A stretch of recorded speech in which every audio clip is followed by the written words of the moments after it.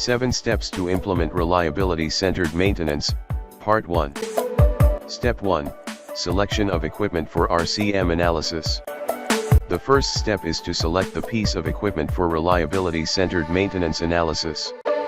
The equipment selected should be critical in terms of its effect on operations, its previous costs of repair, and previous costs of preventive maintenance. Step 2. Define the boundaries and function. The equipment belongs to a system that performs a crucial function. The system can be large or small, but the function of the system, and its inputs and outputs, should be known. For example, the function of a conveyor belt system is to transport goods. Its inputs are the goods and mechanical energy powering the belt, while its outputs are the goods at the other end.